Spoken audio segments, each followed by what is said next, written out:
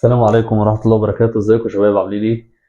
كل سنة وانتم طيبين وربنا يعود علينا الأيام بخير يا رب، احنا وكل الأمة الإسلامية.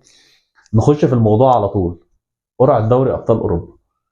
القرعة المرة دي متكافئة، تقريبا كل فرقتين قريبين في اللعب من بعض، وغصب عنها القرعة، والحمد لله يعني إن هي عاملة لنا 4 ماتشات أحلى من بعض. أقلهم اتلتيكو مدريد وبروسيا، ده لو انت عايز تقول ان الفرقتين دول اقل اتنين موجودين في القرعه، او ده اقل ماتش في الماتشات، بس برضه هيبقى ماتش عالي، ماتش سريع، ماتش فيه كوره. بتتكلم على السيتي وريال مدريد، ودايما حظه وحش اللي بيقع في القرعه مع ريال مدريد. مهما كانت قوتك او مهما كانت انت فرقه عامله ازاي، ريال مدريد هيفضل ريال مدريد. برشلونه وباريس سان جيرمان، انا شايف ان الفرقتين قريبين من بعض، والفرقتين ادائهم مش حلو، والفرقتين ما كانوش مرشحين اصلا ان هم يوصلوا المربع الذهبي.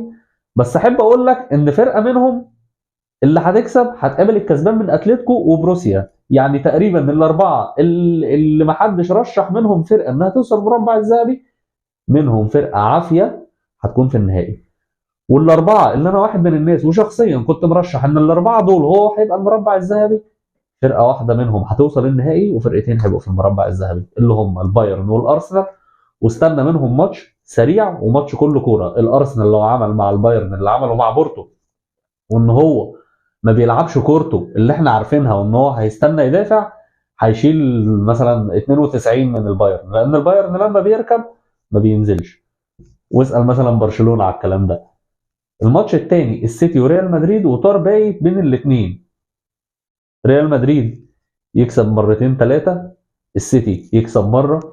بس في الاخر بصراحه انا شايف ان ده احلى ماتش، او احلى ماتشين هيبقوا في الدور الثمانيه. السيتي اخر مره هو اللي غلب ريال مدريد وهو صاحب اللقب. تفتكر مين هيكسب؟